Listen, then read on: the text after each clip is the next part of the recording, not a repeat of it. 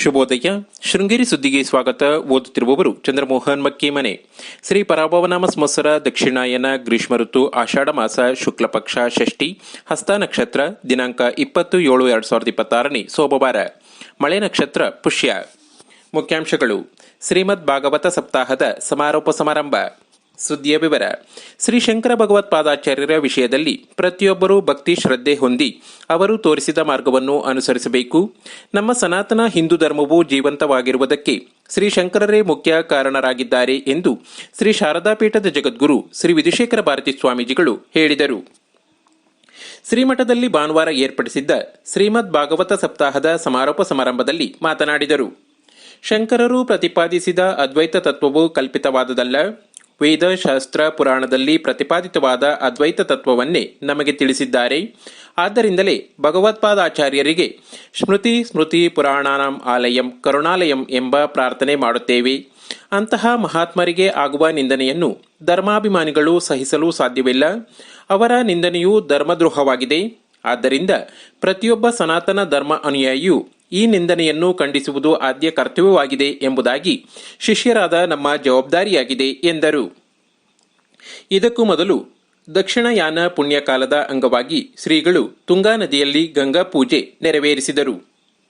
ಶ್ರೀಮಠದ ಆಡಳಿತಾಧಿಕಾರಿ PA ಮುರಳಿ, ಜಗದ್ಗುರುಗಳ ಆಪ್ತ ಸಹಾಯಕರಾದ ಕೃಷ್ಣಮೂರ್ತಿ ಭಟ್, ಶಮಂತ ಶರ್ಮಾ, ಪುರೋಹಿತರಾದ ಕೃಷ್ಣ ಭಟ್, ಶಿವಕುಮಾರ ಶರ್ಮಾ, ಸೀತಾರಾಮ ಶರ್ಮಾ, ಪೇಶ್ಕಾರ್ ಶಿವಶಂಕರ್ ಭಟ್, ಶ್ರೀ ಶಾಂಕರ ತತ್ವ ಪ್ರಸಾರ ಅಭಿಯಾನದ ಸಂಚಾಲಕ ತೇಜಶಂಕರ ಸೋಮಯಾಜಿ ಉಪಸ್ಥಿತರಿದ್ದರು.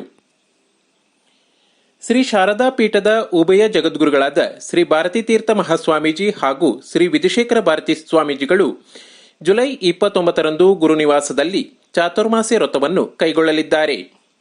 ಜಗದ್ಗುರು ಶ್ರೀ ಭಾರತೀ ತೀರ್ಥ ಮಹಾಸ್ವಾಮೀಜಿ 52ನೇ ವರ್ಷದ ಚಾತುರ್ಮಾಸ್ಯ ವ್ರತವನ್ನು ಕೈಗೊಳ್ಳಲಿದ್ದಾರೆ.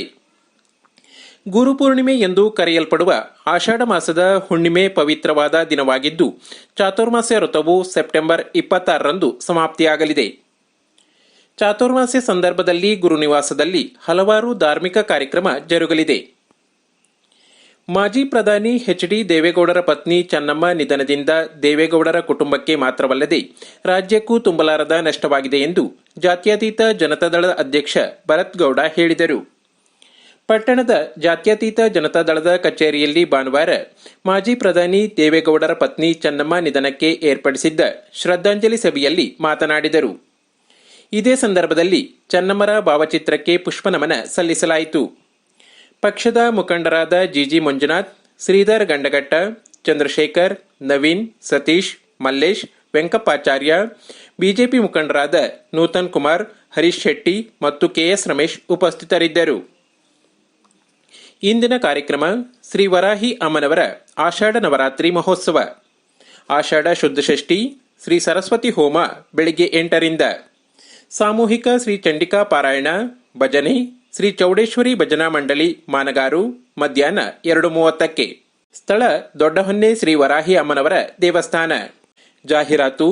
ರಾಮೇಶ್ವರ, ಕನ್ಯಾಕುಮಾರಿ, ಮಧುರೈ 5 ದಿನದ ದಕ್ಷಿಣ ಭಾರತ ಯಾತ್ರೆ ಜುಲೈ 24ರಿಂದ. ಸಂಪರ್ಕಿಸಿ 6362900210.